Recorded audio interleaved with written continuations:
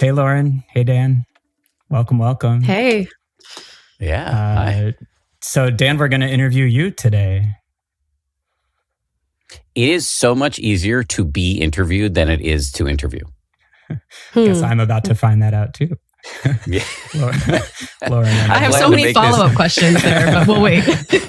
I plan to make this as hard as possible for both of you. So you will, just one word answers the whole time. So when you said beforehand, your guiding principle for the next hour is that we should enjoy this, you meant you're going to torture us and enjoy it. Yes, yes. I meant I will enjoy watching you suffer, which is the highest form of pleasure. It says that in the Dharma, actually. Must not have read that sutta yet. Let's introduce Lauren. She has not been on the mic before. So Lauren Smith, producer extraordinaire, do you want to say hey? Hey, I'm so happy to be here. Yeah, I've been on the other side of this many, many, many times. So this is my debut. And, you guys have done this many times before. So thanks for letting me in to the bromance here. I appreciate it. Yeah. Thanks for being here. I love how your hey was so playful. It was like a 2 a.m. text. That's what I'm here to bring. That's the energy I'm here to bring today. Hey. Awesome. Hey. All right. So there were like 7 Y's in that hey.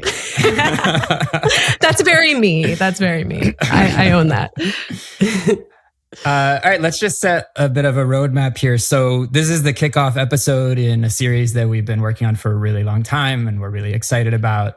Dan, it's the 10th anniversary of your book, your first book, which, like this podcast, is called 10% Happier.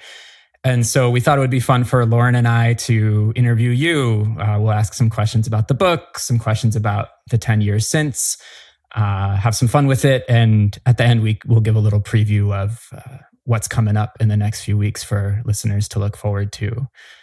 So, some of our listeners don't actually know your origin story, Dan, but you are a professional talker.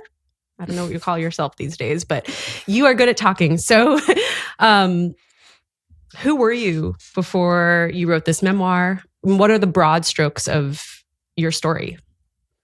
Always happy to talk about myself. I will say this has been one of the slightly embarrassing aspects of doing this 10th anniversary rodeo is that, well, first of all, how old I feel, because it feels like yesterday that the book came out. And second, I think I operated under the assumption that people who listen to the show read the book. But I don't think, and the two of you have helped me realize this, that I don't actually think that is entirely or even largely true. There may be many, many people who listen to the show have no fucking idea that I wrote this book or who I am or any of that stuff, which is great. It's totally fine. It's just that somehow the book was such a landmark event in my life, like a defining event in my life, that I narcissistically walk around thinking that everybody, or at least certainly people who listen to the show, would have a passing familiarity with it. And I realize that that's probably not true. And it's slightly embarrassing. Well, tell the people who do not know about your book what led you to write the book. That was Lauren's way of saying, can you answer the question I fucking asked you, please? Okay. So I was, for a million years, a news anchor at ABC News. I got to ABC when I was 28, so very young. There's a picture of me that I use in some of my public talks that was taken of me by the security folks in like a basement at ABC News on my first day. And a friend of mine once joked that if you take a wide shot of that picture, it looks like I might be holding a balloon because I was so young looking and so scared and terrified and wearing this terrible, like double-breasted gray pinstripe suit because I was trying to be a big boy at ABC News. After 7 years in local news in Maine and Boston, I got this big break to come to ABC when I was 28. And it was terrifying. It was absolutely terrifying. I'd grown up watching people like Peter Jennings and Barbara Walters and Diane Sawyer, and all of a sudden, they were ostensibly at least my colleagues. And my way of coping with the insecurity that I felt was to become a workaholic. I think I probably already was a workaholic, but at this point, it just really went into high gear. And I had this like running inner monologue of, how good was my last story? What's my next story going to be? Who's getting the story I wanted? What's my relationship with Peter Jennings right now? Blah, blah, blah.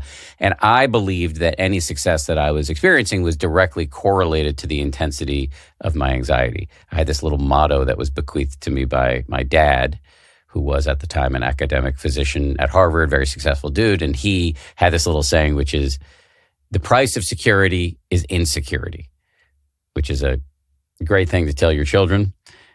People are often shocked when I tell them that my dad is Jewish. It's a very cultural trait to venerate worrying in this way. And I subsequently learned that my dad actually made this expression up to make me feel better about the worrying I was already doing. He wasn't actually trying to get me to worry more, but I kind of misinterpreted it and used it to glorify this anxiety that I was experiencing. And so shortly after I got to ABC, there was this huge event in the news, which was 9/11. So I arrived at ABC in 2000 at age 28, and then 9/11 happened the next year.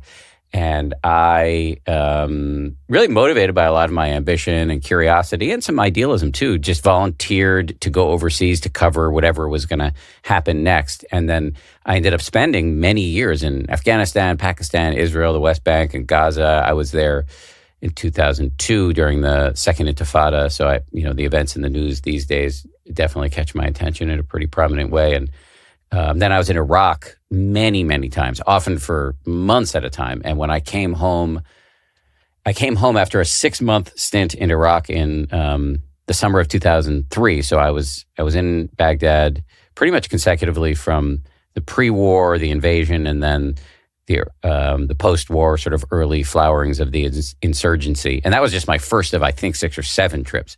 And I came home in that summer and I got depressed. And I didn't actually know I was depressed, but I knew I was not feeling well. And so I did something incredibly stupid, which is I started to self-medicate with recreational drugs, including cocaine. And that is what occasioned a panic attack on live television. I feel like I'm doing a lot of talking, so why don't I stop the story there and see if there are any other questions? That just sounds like a really hard few years. All that time in the war zones, all that time striving, like in one of the most competitive environments on earth. Like, did you have any sense? You said you didn't know you were depressed. Did you know that you were struggling, like mentally, that you were struggling? It's so funny you say that it sounds like a hard couple of years, because I remember those as some of my favorite years of being alive. And I experienced it, at least consciously, as incredibly exciting. And I remember, I don't think I've ever written about this, but I remember a moment where I was in Ramallah, which is a major city in the West Bank, Palestinian territory, during a period of time when the Israelis invaded in 2002. And there's quite a long story that's amusing that I won't share just because I'm internally editing about how I got there. But the punchline of the story is, after spending a week in this incredibly hairy situation, and where I saw horrifying things, which I didn't enjoy. I'm not here to say that I, got off on the horror or the violence, but it was very exciting and had this illicit feel of being in this place you're not supposed to be, which I've always enjoyed. I've always been a bit of a rule breaker. It had this illicit feel, and you get on TV. And so it was this very complex cocktail. And I remember getting out of Ramallah and going to my hotel room in Jerusalem and taking a shower and having the thought, I have no problems. That, especially compared to the people I was just spending, I was deeply immersed with these folks who had a lot of problems.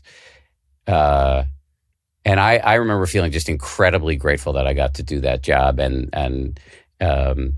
So yeah, it's just a long way of saying it didn't compute to me, that period of time, at least consciously, did not compute as traumatic. It's really interesting, Dan, because when just hearing you say that, it makes me just think about our body's intelligence and how it'll speak to us when we need it, even if we don't think we need it. So when bringing us back to, you had a panic attack on air, it seems like even though intellectually we're like, this is so exciting, this is an amazing time in my life, I have no problems, there was something confounding in you that was just like, I can't do this, or this is too much, or it was a stopgap for you, and something inside of you spoke. And I'm just curious if that resonates, or what you think that moment was when the panic attack happened on air. Well, it 1,000,000% resonates. I think that's exactly what was happening, and it's an astute observation. I still retain some of the allergy to new age sentiments. So certainly at that age, we're talking more than 20 years ago, or about 20 years ago when all of this happened. At that age, I was not in tune with the wisdom of my body or anything like that. Joseph Goldstein, the great meditation teacher, likes to talk about this line from, I think, the Henry James novel, where he describes a character as living a short distance from his body. And I think that was probably true for me. But you're absolutely right. I think it showed up in a couple of ways. First, I came home and got depressed and didn't know it. I didn't feel depressed in my head. My body was sending me another signal, and I had I had a battery of tests. I went to all these different doctors. My parents were doctors, and I was forcing them into these involuntary medical symposia on the phone and trying to figure out why I didn't feel good. I mean, I had my apartment tested for a gas leak, all of this stuff. And finally, I realized, no, I was just depressed. But by that time, I'd already started to self-medicate with cocaine. Mostly I did a lot of other drugs, but that was, I think, the one that really was the most problematic. And then the panic attack was another way of my body, and specifically, I think in this case, my brain telling me, we cannot trust you at the wheel of this vehicle anymore. And so, maybe it's worth my describing the panic attack. Yeah, I think so. So this was, actually I had two, but the one that's on YouTube was in 2004. We'll play a clip of it. So proud. What's that? I said we'll play a clip of it. Yeah, No, it's the. I think it's the first clip that shows up if you Google panic attack on television. It has like a ton of views. It's my most successful video. Me losing my fucking mind.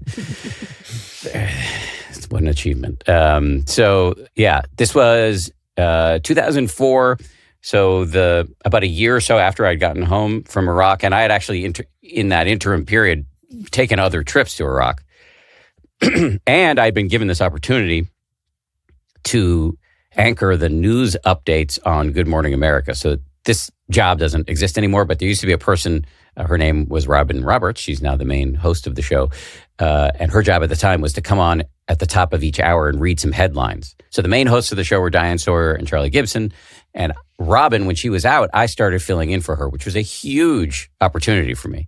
And it was really going well. I had been doing it for a while, and even getting to fill in for Charlie in the big chair. But this morning I was filling in for Robin, and I started to read the story off of the teleprompter. So there's a teleprompter with these words that float by you, and I was reading the 6 or 7 stories that were on the docket that day.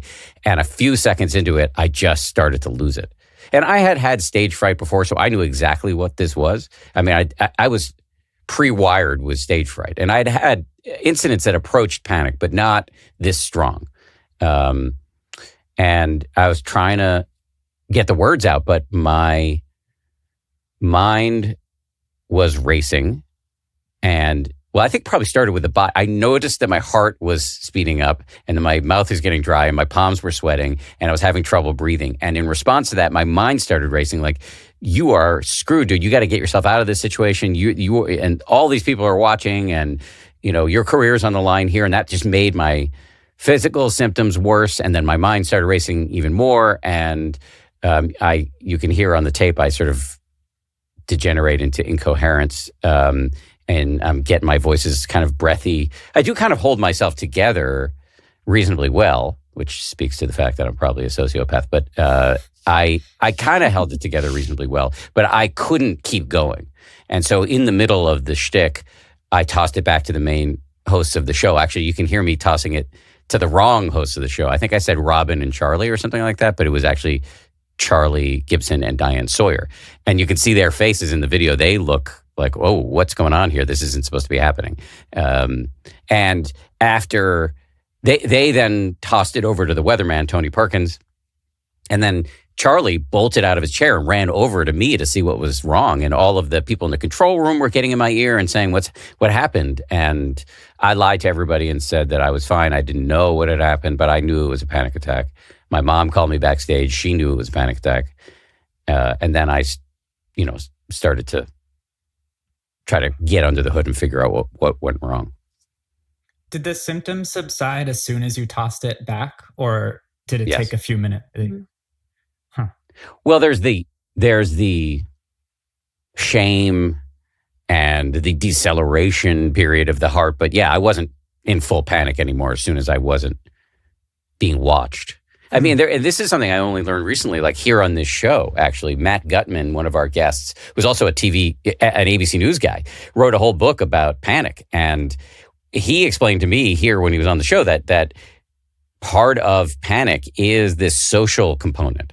Our deepest fear as Homo sapiens is rejection, because in the evolutionary times, rejection equaled death if you weren't part of the pack anymore. And so this idea that people were that this was embarrassing, people were going to think I was insane, that shows up now even when I get panic, on an airplane or something like that. A big component of the racing thoughts is these people are going to think I'm crazy when I try to get out of this plane. And so I think that was a huge part of what was coursing through my mind at the time. So you knew you'd had a panic attack. I imagine you also knew that couldn't keep happening if you wanted to have the career that you had. So what did you do? Well, the way I often tell the story is I went to a shrink.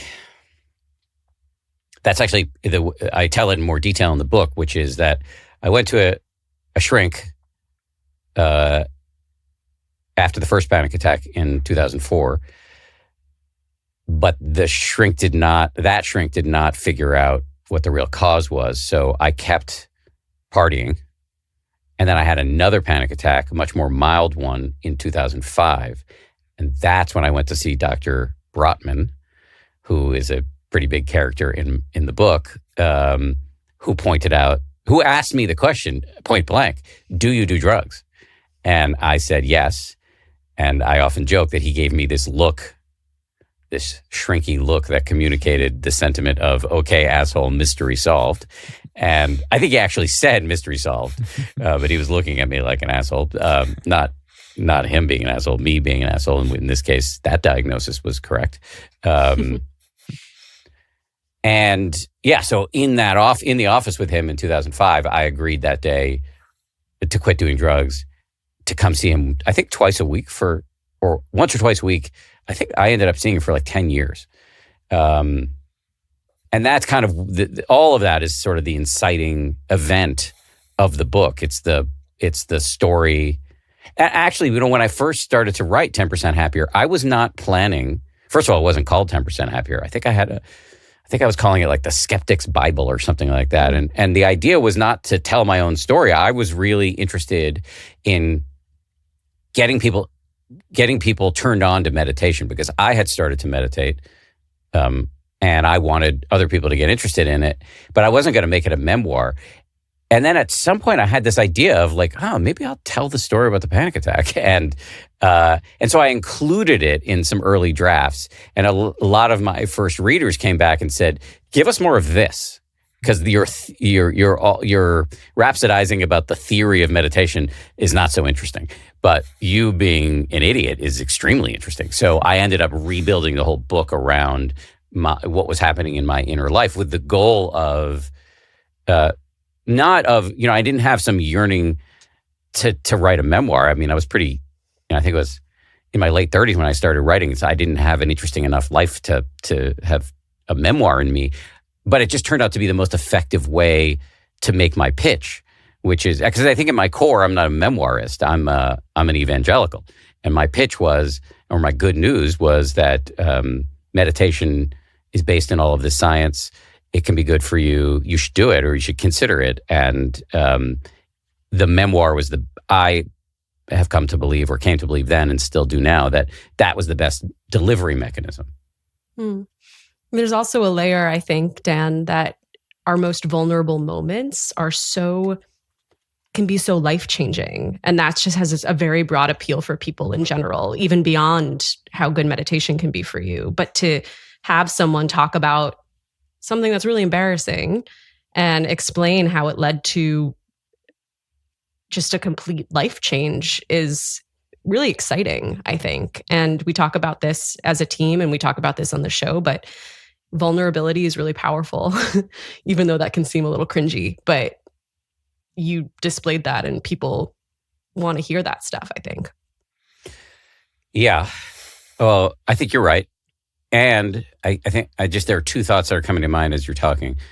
For sure, it is possible to do vulnerability inappropriately, to like bleed all over the place and overshare. And so I'm always worried about that. And yes, and I was very worried about that with this book. And so that's my second point, which is that you have to remember the historical context in which I was writing this book in the late aughts and early 2010. So it was a 5-year project.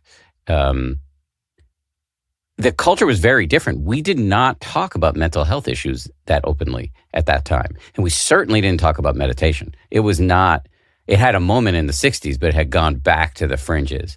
And most certainly, news anchors weren't talking about having panic attacks, being depressed, doing a bunch of blow. That was like not a thing. And I was terrified. My family was terrified. My mom was trying to get me not to publish this book. My wife was incredibly supportive, but really worried. And I just had this. At this time, I was the anchor. I was one of the main hosts of the weekend edition of Good Morning America. And I had the thought that it's possible that general managers of the affiliates in certain conservative cities would say, we don't want this guy on our airwaves anymore. So I was really scared to publish the book. And I'm not generally that brave, especially not like the type of person who is going to willy-nilly take risks with his career. I think there were two things that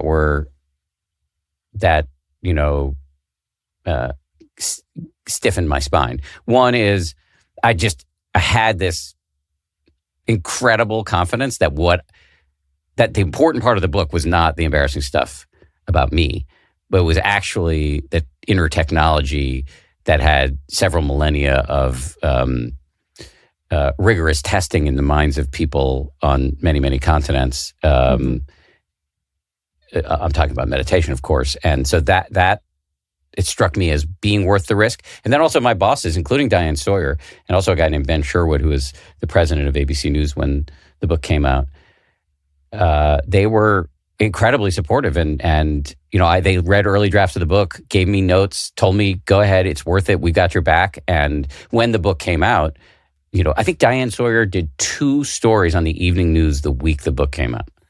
And Good Morning America had me on. Ben Sherwood, the boss, basically sent a note to every anchor of every show, said, you will do this story on your air. And that's what made it a hit. You said something a few minutes ago about not being a memoirist necessarily at heart, but being an evangelical. And it strikes me that you also would not have published the book if, like you just said, like if you weren't just so sure that it really, really could help people. When did you realize in your own life how potent this stuff was? When did that evangelical part of like who you are latch itself onto meditation? Because at the moment of the panic attack, it wasn't even on your radar. No. Okay, so let me say 2 things. First, I think the best version of me, I think, is around this evangelical thing. The best version of me is like, let me harness these decades of training I got in network news and in local news to be a storyteller and to be a presenter of ideas and an explainer of ideas. Let me harness that to get out what is essentially a public health message. Okay, that's the best part of me, but the worst part of me, which you guys see behind the scenes occasionally, is driven by fear often, which can turn into kind of overcommitting or greed, acquisitiveness, like wanting to do too many things. And then I get short-tempered and then I'm scary. And so I'm not saying, I think the evangelical thing is real and it's not the whole story. So I just want to be open about that. But yeah, I think to the extent, in moments where I can get my anxiety under control, either internally through meditation and other modalities, or externally by like having a boss like Ben Sherwood or Diane Sawyer sit me down and say, "You're good." Then when I'm relaxed, I think the best part of me can come out, which is helpfulness. I say this all the time. You've heard me say it a million times. You probably have a drinking game for when I say this, but I love the Tibetan word for enlightenment roughly translates into a clearing away and a bringing forth. And that's what I think, that's at least one of the things that happens in meditation is you're starting to clear away the more noxious tendencies in your mind. And then what is innate in all of us, which is this, we are wired as a species. So you don't have to take it personally. Like when I talk about the best in me, I'm not patting myself on the back. I think this is a capacity we all have to be useful. And then the luckiest of us figure out some match between our innate desire to be helpful and useful and to matter and what our skills are. And so that's the sort of good fortune I've had. Anyway, maybe I should answer the question you actually asked me, which is why meditation? Yeah, I love that. Okay, so I had no interest in meditation. None. Yeah. No pre-existing interest in meditation. My parents, who I've referenced a couple of times, were hippies, and they used to drag me to, health food stores and to go camping. And I remember my dad wearing a do-rag, and they were very annoying. And they forced me to do yoga classes when I was a kid, and whatever. So I had some scar tissue around that, and as a result, and that kind of entered into a noxious partnership with one of my less attractive tendencies, which is dismissiveness. I am at baseline dismissive, which is something I've worked on a lot, with varying degrees of success. And so, if you take my conditioning, a childhood, and this pattern of being dismissive, I thought meditation was, to the extent that I'd ever considered it before, just complete bullshit. And for people who smelled like feet and were really into aromatherapy and Cat Stevens and John Tesh and crystals and whatever. And so after I had the panic attack and started doing therapy, I wasn't like diving into the meditation of it all. That actually happened over the course of a couple of years. Without telling too much of the story, we'll actually, in the course of the next couple of weeks, you'll be meeting some of the key players in that story. But so the TLDR of it is that the first thing is I read a book by a guy named Eckhart Tolle. And Tolle is a best-selling self-help guru. And I was reading the book not because I was interested in him for my own purposes, but because I thought he might be a good story for Nightline, which was one of the shows I worked on. And in the book, he made this argument that we all have a voice in our heads, he was not referring to schizophrenia or hearing voices. He was talking about the inner narrator that chases you out of bed and is yammering at you all day long and has you wanting stuff and not wanting stuff and judging people and comparing yourself to other people and judging yourself and thinking about the past or the future instead of focusing on what's happening right now. And Tolle's argument was that this inner cacophony, which if we broadcast aloud, you would be locked up. This inner cacophony owns you if you have no visibility into what's happening.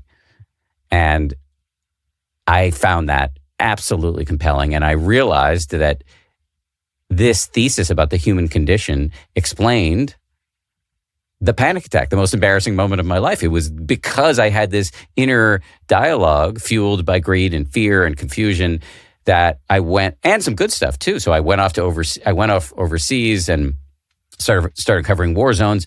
Yeah, and in there were some good motivations with, curiosity and idealism and service, and in there were also some, ambition and desire. And I did all of this without really taking a proper inventory of what my motivations were. And then I came home, got depressed, didn't know I was depressed, and started self-medicating and had a panic attack. So I thought this was such an interesting thesis. And I went and interviewed Eckhart, and he turned out to be unsatisfying. That's kind of a story in and of itself. That's in the book. And if I can cut to the chase here, it was through subsequent research, post meeting Eckhart Tolle, that I found Buddhism through Dr. Mark Epstein, who's going to be part of the series in the coming days. You'll hear from Epstein, and he becomes a major character in the book. He's a psychiatrist based in New York City. My wife gave me one of his books, and I started to realize that this idea of this monkey mind that we all have was not an Eckhart Tolle trademarked insight. It really dates all the way back to the Buddha. And Epstein has written these beautiful books about the overlap between Buddhism or the Dharma and modern psychology. And I started reading those books, and then I called him up and begged him to be my friend. And there's like a Tuesdays with Maury type vibe with me and Mark throughout the book. And he's explaining the Dharma to me as I'm trying to put it into action in a busy, modern, skeptical life. So to answer your question about meditation, which I keep not doing, meditation itself is a key part of how one manages the ego or the voice in the head, or the inner chaos and cacophony. And I thought it must be some esoteric practice that involved, joining a group or believing in special things. But it really is very simple and has been secularized in the form of mindfulness-based stress reduction, which was invented by John Kabat-Zinn, who was recently on the show at the beginning of the year, who is an MIT molecular biologist who was a practicing Zen Buddhist and had this idea that, wait, maybe I can do a secular version of this.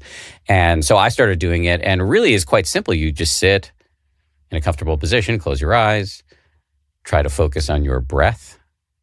Usually that's what we start with. Doesn't have to be the breath, but often it's the breath.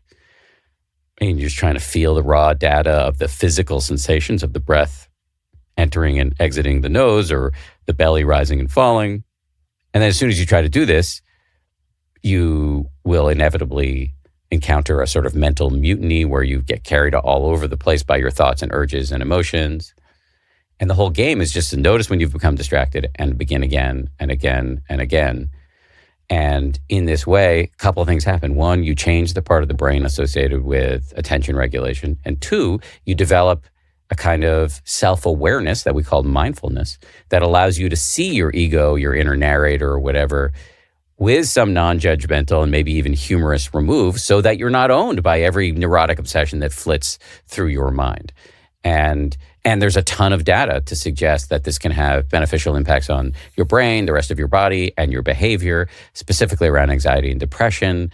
And so all of that, both the experience and the psychological research, is what got me to attach to this practice. So that was like a 10-minute answer to your very simple question. As you would say, this is a podcast, and long answers are totally fine. As you may know, this show, 10% Happier, has a companion app where you can go and learn how to put into practice all the great things you learn here on the show. As I like to think about it, it's like in college, the podcast is the lecture and the app is the lab where you can go and pound all of the wisdom from the show directly into your neurons. The app is also called 10% Happier. It's available wherever you get your apps. Go ahead and download it today. You talk about meditation, its various benefits, different ways to practice it. in the book, and one of the things you talk about is that it gives you this sort of superpower where maybe you've been reacting your whole life and all of a sudden you can respond instead of reacting. Can you talk a little bit about what that means?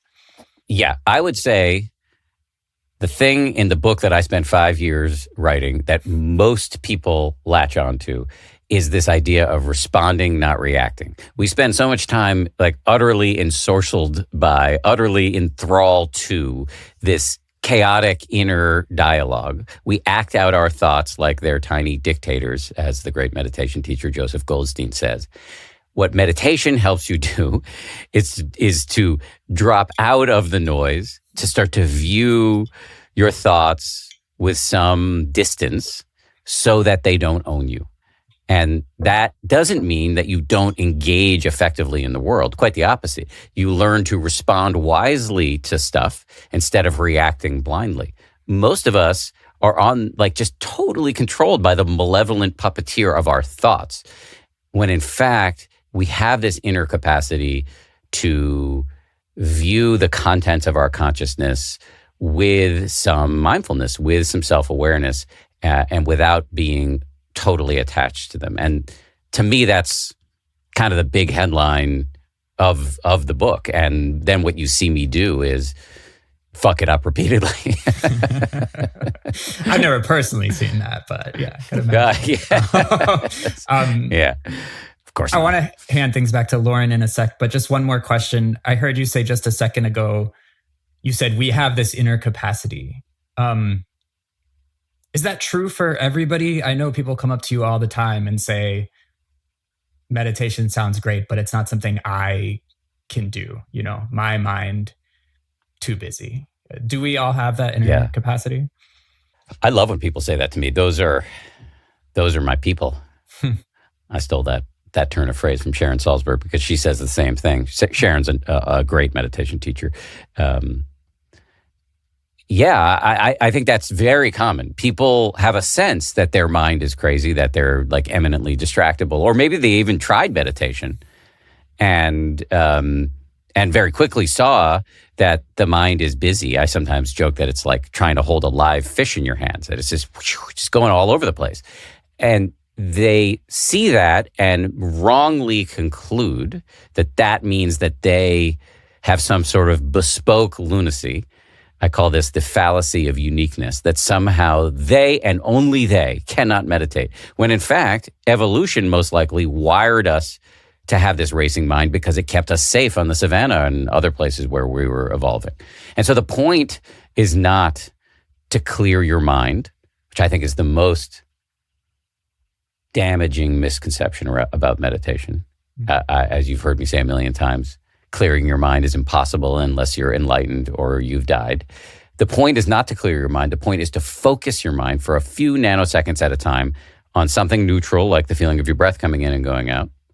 And then every time you get distracted, you start again and again and again. And that getting distracted, that waking up from getting distracted, is not proof that you're failing. It's proof that you're doing it right. Because the whole game is just to notice how crazy the mind is, to notice what your life is actually about. You might think your life is about service or loyalty or whatever, and that's true in a certain way. But if you pay attention to your mind, mostly what your life is like, what's for lunch, and did I miss the latest Bravo show about Real Housewives, and where do gerbils run wild, and blah blah blah, or you're planning a homicide or whatever it is. That is what's happening in your mind on a moment to moment basis. And what this process does is help you wake up to that so that you can make better decisions. How successful do you think you are, Dan, at operationalizing this in your daily interactions? I mean, I interact with you reasonably frequently. Not that your job's on the line, but how am I doing? Yeah, I don't know. I don't know if I'm the best person to answer the question because we don't have this an intimate daily back and forth, right? So I'm curious mostly in moments where maybe you're in an argument with your wife or you're, something that's happening constantly, a trigger that's happening constantly in your life. I'm just curious how easy it is to call on those learnings in the moment for you, or if it's gotten easier, if you feel like it's just more intuitive and yeah. No, I mean, I have a lot of good news on this score. Although maybe I'll press DJ into answering that question. Fair enough that you didn't want to answer it. I've known DJ longer. And I think you guys will have a more fruitful back and forth there. Yeah. I am reasonably good, but there's a reason why I called the book 10% Happier. Like I don't see perfection as being on offer. Maybe there is such a thing as enlightenment, full enlightenment. But I have no evidence for that. I certainly haven't experienced it. So what I think is genuinely on offer is marginal and consistent improvement. As long as you understand that you're going to have bad days.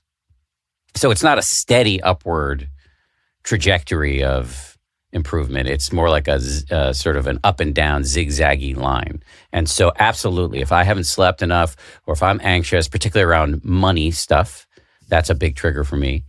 I can do some very dumb things. I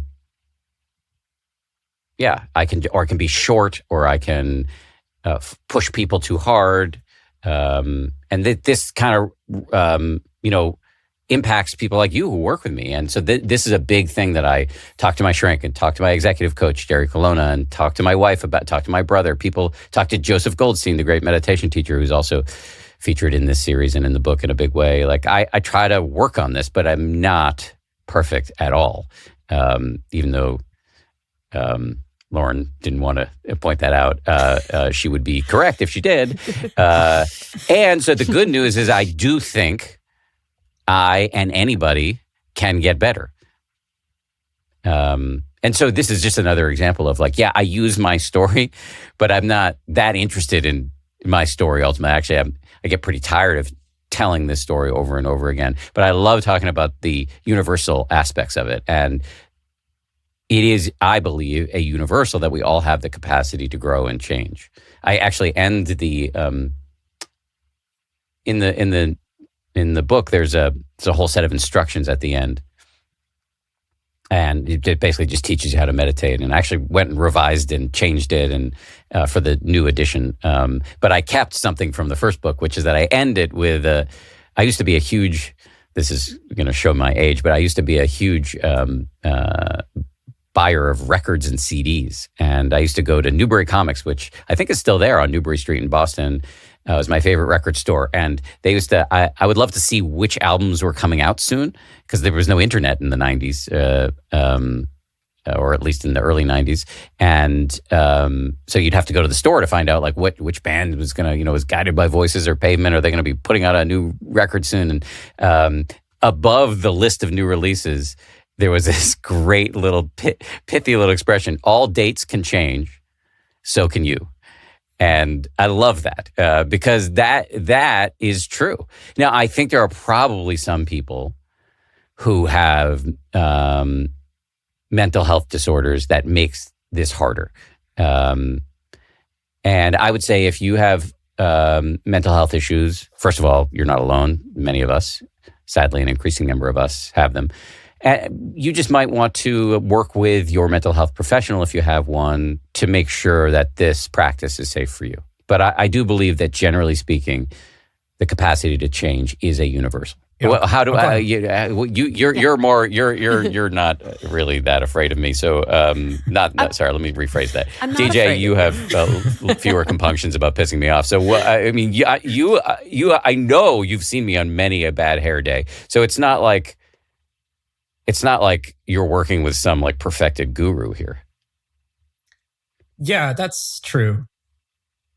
And, I think one of the complicating factors is like you move through most spaces in your life, and certainly through this space with us, with just a huge amount of power, right? Yes.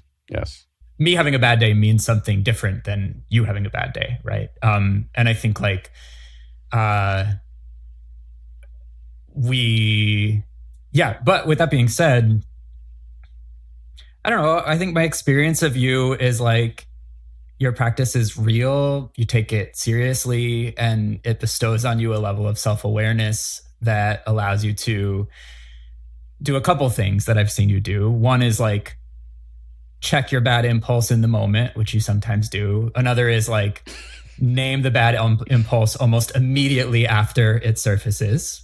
And another is like name it a little later than that, but still name it, right? And it just takes a lot of the charge out of whatever the behavior is or the impulse is, that you have that ability to either interrupt yourself before you do the thing or name it really quickly, right? So sometimes that means you just acknowledging like, I'm pretty tired right now and I'm a little frustrated, and like that might come out sideways and it's not about you. And you just kind of set the table that way as a way to like give everybody a sense of where you're at, right? And other times you'll say like, you'll be a few minutes into a conversation and be like, hey, I think I came in hot at the top and like, you know, my bad, you know? And so I think like, I don't know, that's kind of all you can ask for really in a world where, like you said, perfection's not on offer. And I also like, I walk through space with less power than you, but still certain amounts of power in certain respects. And I don't know, I just really empathize with you. Like I am reactive sometimes too, you know, and I check my bad impulse a minute too late sometimes too. But yeah, I can say after like 3+ years behind the curtain that like the things you say on the podcast feel genuine, and there's not like some other sinister you lurking that like doesn't meditate, doesn't care about anybody. I mean, that's my nightmare. First of all, thank you for that. And I'm sorry to put you on the spot. And my point in that was not to push you to praise me in any way, but actually quite the opposite, which is to show, I want to give people permission to continue to be schmucks, right? Like that, just because you're engaging in self-development, spiritual growth, whatever, it does not mean you should expect yourself to be perfect. That's just another form of, you know, delusion. And so really that was my goal. And so I appreciate you playing along. And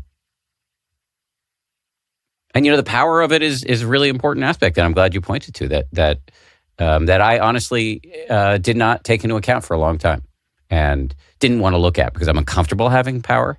And so now I see it more as like a responsibility to other people. Well, in my best moments, I see it more as a responsibility to other people.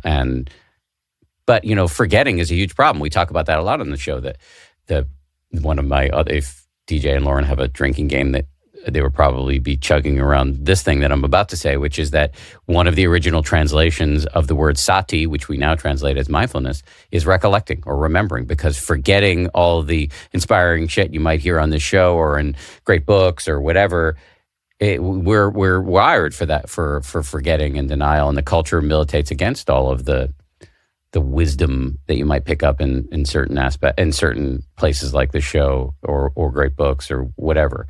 And so I can forget, and I try to remember, but there are times, I mean, I am writing about, and in my next book, I'm writing about an incident in which, that involves a staffer who's no longer with us.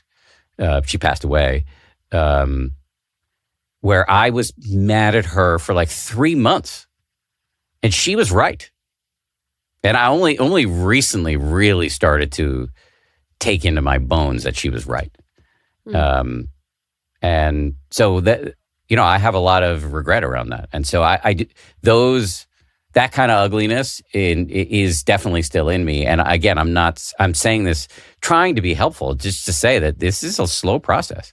You know, in a Tibetan Buddhist view, it would be like, or actually in any Orthodox Buddhist tradition, they'd say this is a multi-lifetime affair. You know, the way we talk about the Buddha is that, you know, there are all these stories, the Jataka tales about his prior lives. And so this guy, again, I'm not saying you have to believe in any of this stuff, but the way the Buddha is talked about is as a guy who was messing it up for lifetimes until he got enlightened. This thing you just said about like how long it took you to admit that someone else was right, it calls to mind for me one of, I think, your most effective tricks in this arena, which is you just make it a habit to constantly name the fact that like there's probably information you don't have, and there might be something you're not seeing clearly, and you might be wrong about the thing you're about to say before you say the thing. And I could be reading you wrong here, but I think sometimes that comes from genuinely felt in the moment humility, and sometimes it comes from just like knowing that that's a good thing to do, even if you're pretty sure that you're right. But it really does make a difference, and it's just like it's a great hack. Even in the times when like you might not mean it at all, like saying it is a reminder, even just to you, I think. I'm glad you point that out, because I've been given the feedback before I met either of you. I got rather pointed feedback that when I said I could be wrong, it was a clear signal that I did not believe I was wrong, and I was going to say something to prove that. And so I would say one of the fruits of my practice that has showed up in the years after the book came out, in the 10 years, is that I have decreasing confidence in my own correctness. And there's a long history of people praising intellectual humility. You know, Yeats said, the worst lack all conviction. The best among us lack all conviction, you know. And this is a quality that we praise, but it's not one in our current culture that we actually reward that often. We live in the middle of a time when like certainty is really rewarded, and like the loudest, all caps, obnoxious version of that. And I, as somebody who came out of the media where that is definitely rewarded, did not bring to this game the best conditioning for intellectual humility. But the practice of like consistently being confronted with the madness of your own mind will, if you let it over time, give you a kind of, I think, attractive and helpful lack of dogmatism. I mean, the Buddha said, I am not a dogmatist, I'm an analyst. Mm. He also said, those who cling to their views and opinions travel the world annoying people. And so I do try to take that on board. And at my worst, I fall back into the like spouting of I could be wrong, but not actually believing that. I want to, just because I feel like maybe I dodged your question earlier, and for the sake of like having a fruitful conversation, the one thing I do want to say that you're really good at, Dan, is creating a culture where even if it feels hard for all of us, we are encouraged to also kind of speak our vulnerability or like any kind of messy feeling. And I think that that is something that you've modeled. And it feels connected to this. Like, you're not perfect. Let's talk about it instead of letting this like narrative just run the show in the background. Let's get it out there in the space, in the room, so that we're not just being led by these stories in our heads. And I think that that is something that I've experienced and is like very interesting in a workspace. And I don't think necessarily very common. I appreciate that very much. And I feel a little sheepish for having forced you guys into this situation. Like, remember those Trump cabinet meetings when he would force all the cabinet folks to like say positive stuff about him? I don't want this to be a hostage video, but that we really idea like you, Dan. We like you so much. Exactly. So You're really much. great to work for. Okay, 10 out of 10. You're the best. Would you You're the again? best. Guys, I don't know. You can't see them. I'm not sure if you're listening to this, you can see them, but they have fire emojis shooting out of their eyes. Yeah. So, but I came to this through screwing it up. Another note I got was that I was actually rude to junior staffers, which was humiliating. This came in a 360 review I did many years ago, and it really pointed out that I was rude and dismissive and impatient and not creating, I believe the term of art is psychological safety with people. And so I've had to, it is not my default mode to do that. I've had to train myself, and I still screw it. Lauren doesn't want to say it, but I still screw it up, semi-regularly. So these are just lessons that I've had to learn. And a lot of it is by, doing this show. I always thought of the show certainly for the first few years as, an interesting little postscript on the book, but the book was the thing. And now I think this podcast reaches more people in a 2-month period than the in a month and in a 6-week period, if I'm doing the math correctly, than have ever read the book. And so this show has become like one of the main events of my life. And it's basically me getting free therapy and talking to people who are interesting. And these lessons about vulnerability and psychological safety and communication skills, I am trying to do what I hope the audience is trying to do, which is knit them into my life. When I hear you say that thing about how, for example, creating psychological safety is not your default mode, I just want to like point to one thing in there, not to make you feel better, but because it might be of service to other people, which is like this notion that your default mode is somehow harmful, but also that it's like yours is like also something that like I've learned to question through the practice and through listening to the guests on our show, right? So like one version of the story is like Dan's selfish, Dan like wields power irresponsibly, like Dan fails to create psychological safety, Dan's rude to staffers because Dan's default is bad, right? And I know you have spoken openly and often about how you have this sneaking suspicion that you are somehow irredeemably selfish or bad, right? And like all of that conditioning, the selfishness, the rudeness to junior staffers, like everything you're talking about, there are causes and conditions for that, right? There's things that you learned in your time at ABC News. And before that, there's things that you learned from your parents, your schooling, your teachers, the culture, the media. There are things that are baked into our DNA as people, like our defaults to fear and anger, or as like the Buddha would say, greed, hatred, and delusion. And so it's like your default mode isn't really yours in a way, right? It's like you have to take responsibility for it, but you don't have to tell yourself the story that in the same way that like someone doesn't have a uniquely racing mind, like your default mode is not uniquely reflective of something bad about you. I mean, gold star. Yes, that's it. I mean, that is one of the main thrusts of the Dharma. There's a great Burmese master who was the teacher to many of the folks who've been on the show, like Joseph Goldstein and Sharon Salzberg and Jack Kornfield.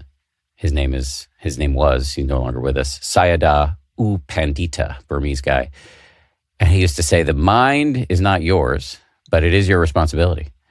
And that can sound esoteric, but it's really as simple as this. As DJ was saying, everything that's happening right now, every event rests on the lip of a wave on an unfathomable ocean of causes and conditions dating back to the Big Bang and maybe before. And when you view things with that perspective, it's hard to take your shit very personally. And so I will talk about I spend my life now, like not all of my life, but a big percentage of my life telling my own embarrassing stories, not because I try to make them interesting, but not because that's the point, but because I'm trying to get people to see that you don't have to take your own inner mishigas too personally. And that actually the real liberation is to start to see it as something that's impersonal. Doesn't mean you don't have to take responsibility for it, but you don't have to add on the whole story about how this is you irrevocably, et cetera, et cetera. Dan, your life obviously has changed significantly since this book came out. And one of the things that I find most interesting is that you've been turned into this kind of quasi self-help guru. And I'm curious, how do you feel when you hear that, first of all? And are people coming to you for advice all the time? How do you see yourself? How are you comfortable as someone who's like a voice in the wellness field? And what do you even think about that word wellness? That's a great question. I initially had a lot of imposter feelings about it. And I have so much respect for meditation teachers who, as you know, I'm married to a doctor. My parents are doctors, and I have a lot of respect for doctors, and they go through so much training. I lived with my wife when she went through residency, and then I think 3 or 4 years of fellowship after residency. before she became a full attending physician. And, meditation teachers go through, I think, more training, years of silent retreat. And I have not done that. And so I really worried about this initially. And I didn't even know whether it was okay for me to teach meditation when I was giving talks. So just to be clear, when the book came out, I thought it would come out, make a little blip, maybe even not much of a blip, and then go away.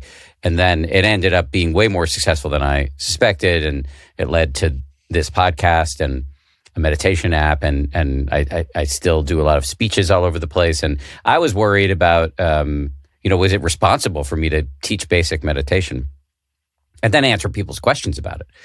And I had a big talk with Joseph Goldstein about this, and he said, yeah, first of all, it's totally fine for you to teach basic meditation. And then when you answer people's questions, as long as you keep it in your experience, it's fine. Don't pretend you know more than you know. Just use I language to be, I don't think he said this, but this is one of the communication skills that I've learned, that if you keep it in like your own personal experience, you're much safer because you can be an authority in your own personal experience.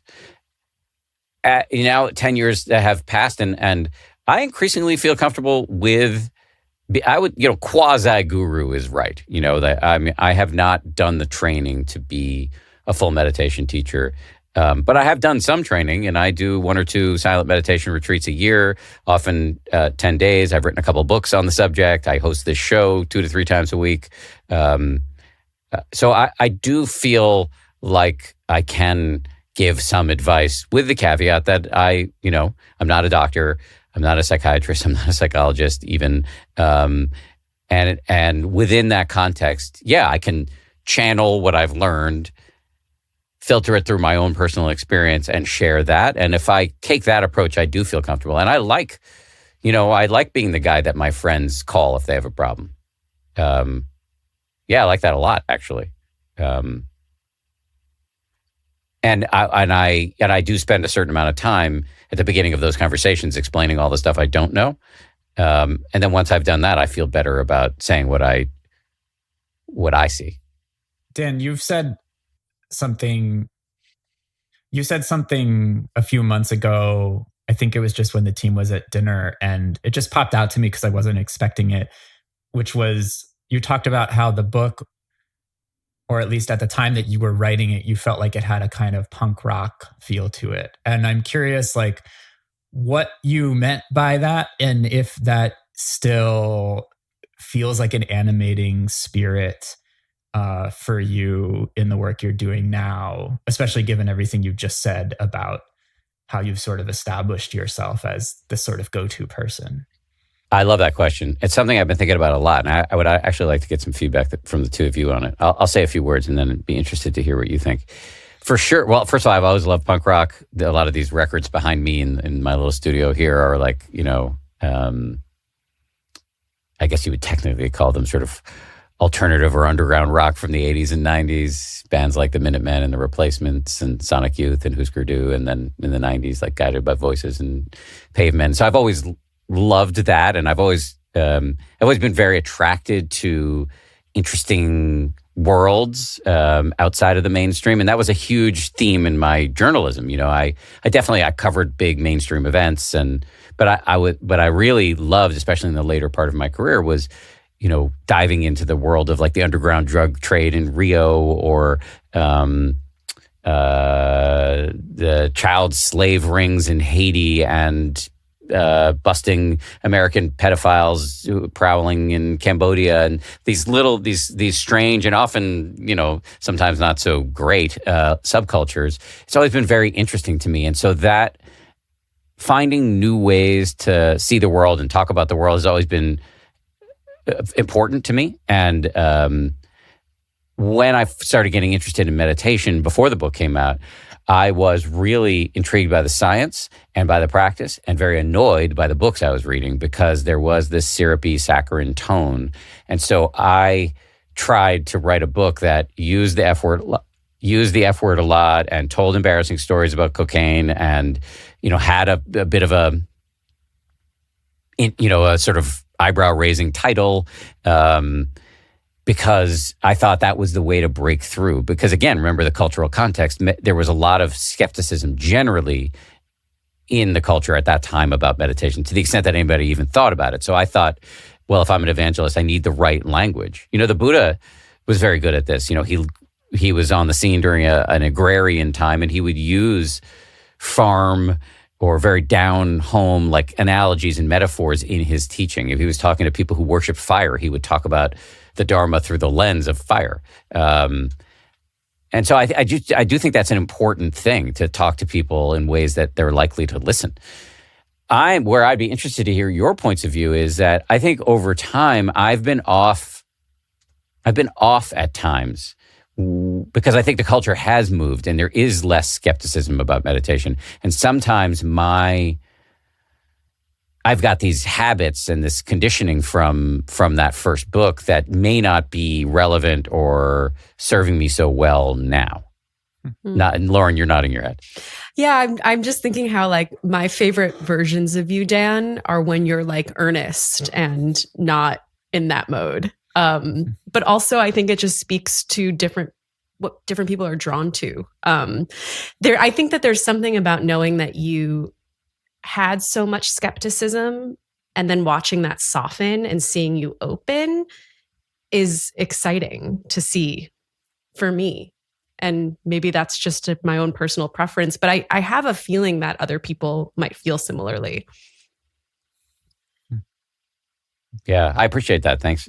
Thank you. I mean, and I think there's something to what you're saying. On the one hand, I got so much feedback, especially early on, that the skepticism was so important for people. Like, oh, well, if this guy's going down this road, maybe I can go with him. And I think, especially for people like my age and older, I'm a Gen X. Like, I think still that's very important. And yet, I think for younger people, especially because younger people by most humans are younger than me, but I'm referring to anybody in their 30s or below.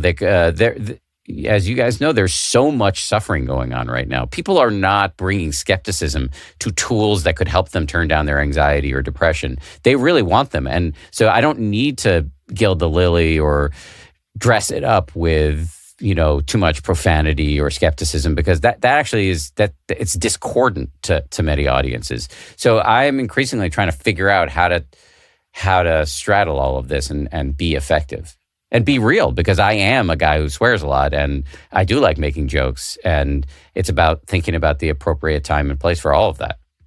That's so interesting. And there's probably never going to be a right answer there. That question will probably be alive for as long as you are, or at least as long as you're doing this work. I mean, we hear from people all the time, like, thank God you got rid of the bleeping. It's nice to hear the authentic Dan. And we also hear from people all the time that's like, stop cursing. It's not mindful. I had to turn it off. Like, it's ruining my equanimity, And those are just two things that are both true at the same time. And I guess when I think about your skepticism, I think we might be in a time when you don't need to work as hard to signal that you're not going to be using syrupy language and we're not going to be super precious about this. That just might not be as important as it was 10 years ago. But I think that the spirit of how do we really reach people and connect them to practices that can really help still needs skepticism, because we now live in a world where mental health conversations and meditation conversations are everywhere, and they're for sale everywhere.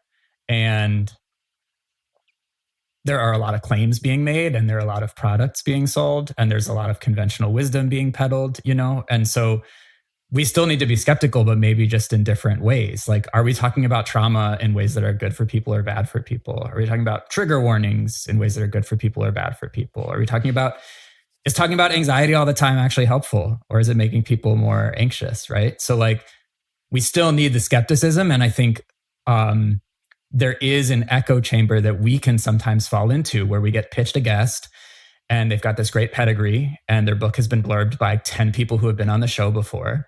and it just feels like an obvious home run. Are we losing a little bit of the skepticism that you started with? Like, do we need to be pushing harder on, what are really the best ways to be talking about this? What are really the most useful practices? I think it's got to stay. It's just got to like bob and weave and change and be impermanent like everything else.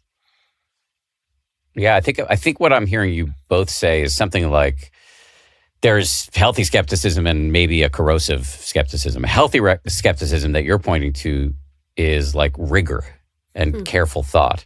And an unhealthy skepticism might look like cynicism, or it might look like glibness and lazy profanity and easy jokes. And so I don't think we're heading into a world where I don't say fuck anymore or I don't make jokes. But actually I was talking about Joseph I was talking with Joseph about this just the other day. He was saying that some people don't like how my sign off on Instagram is inner peace motherfuckers. But if you look at the comments, some of the people in his world don't like that I say that. But if you look at the comments on those videos, they're just like, people are like, make me a t-shirt that says that.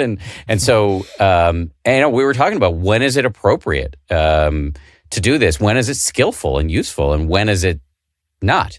And I don't have clear answers. I'm just trying to figure that out. I think your earnestness lands well, though, with that as the backdrop. Like if you didn't have that, then the moments where you are truly open and vulnerable and sharing on air or in other aspects of your career, it wouldn't land. It would just kind of be like, all right, that's just whatever. He's just this guy that there's the discernment makes those moments hit more. Yeah. Yeah. So I think what you're pointing to is some sort of wise combination. Yeah. Like everything in life, right? Yes. Well, we talk behind the scenes a lot about this. This is another, TPH staff drinking game I'm sure that they could play. But I'm always talking about this Esther Perel expression that I love. Esther Perel is the great couples counselor, has been on the show a million times. I love her so much. And she talks about how some things are not problems to be fixed, but dynamics to be managed. And I think we've just identified one. I love that. Maybe we should take a minute before we let folks go and tell them what we're up to in these next few weeks. Does that feel okay? Did we miss anything, Dan, before we do that? No, this is great. It's been a lot of fun. And yeah, I'm happy to. Do you want me to do like a little preview of what's coming up? So yeah, maybe before we let folks go, Dan, can you just give us a preview of what's coming up in this really exciting series that we've been working on for so long around the 10th anniversary? Well, first of all, just to say, DJ and Lauren have done a lot of work. We are doing a big and ambitious series here on the show. I'm very grateful to DJ and Lauren for doing a ton of work. One of the guiding principles that we talked about a lot is that we didn't want this to feel just like rote and repetitive promotion for the book. And so, yeah, we are celebrating the fact that there's a new edition of the book coming out, a revised edition of the book, and that's fun for us. But these episodes are meant to stand on their own as value add for you, the listener. And so there'll be a thin veneer of, hey, this is part of this series, but mostly it's about just doing something useful and interesting for you. So the theme is that we're just going back and talking to the key players from the book, and it's not so much about talking to them about their experience being in the book. That would be pretty boring. We're just talking about the things they're interested in now. So we're just producing a bunch of new episodes that we would produce at any time, but we're just kind of lumping them together in this series. So we're talking to people like Joseph Goldstein, and when I asked him what he wanted to talk about, he said that he's increasingly interested in talking about esoteric aspects of Buddhist cosmology like karma and rebirth and even superpowers. And so we actually had a fascinating discussion about this. And it's not the type of things that modern Dharma teachers, especially in the West, really go into. And he goes into it. We talked to Deepak Chopra, who plays a bit of a the role of a foil in the book. He make fun of him a little bit, and so I was interested to see what do I make of him now, 10 years later, and is he mad at me? And so you'll hear the results. I talked to Dr. Mark Epstein, who I mentioned earlier, and he's got fascinating things to say about the Buddhist concept of emptiness or not self, which we were talking about earlier, like this very hard to grok idea that you shouldn't take the contents of your mind personally, and how that can seem scary or weird, but actually it should be deeply comforting. We talked to him about that. We talked to Spring Washam, who's a great meditation teacher, who I also kind of make fun of a little bit in the book, although she turns into a hero. And subsequently, she and I have become quite good friends. And so we're talking to her about, should you go on a meditation retreat? It's something that people talk about a lot, and increasingly people are interested in it. So what do you need to know before you go? Should you even go? We're going to talk to her about that. And then finally, well, we talked to my brother Matt, who plays the role of skeptic in the book, who's making fun of me for getting into all this stuff, and is now, to my great delight, a very dedicated Dharma practitioner. I have joked that there's times when he comes to me to talk about meditation, and I have this Buddhist phrase that comes through my mind, which is, I fucking told you. It's that's a really fun conversation, very satisfying for me. And finally, just one. Now that I'm just shamelessly promoting everything here, just what I do want to say that we are doing a live show in New York City. We're going to have a band and some very special guests, many of whom you just heard me talk about. So you can come celebrate this in person. This is also just kind of in keeping with us running a bunch of experiments lately. So this kind of idea of doing a live party, I'm interested to see how it goes. So come join us. All the information's in the show notes. Awesome. Thanks for letting us grill you. This has been a fun turning of the tables today. We should do it more often. You guys are really good at this. Well, we learn from the best, don't we? I think I just threw up in my mouth a little bit. I'm here to bring the earnest energy too. Come on. You guys are the best. This has been an amazing series. It's also been a great conversation. So thank you. Sweet. Thank you, Dan. Thank you. Yeah, thanks for having us.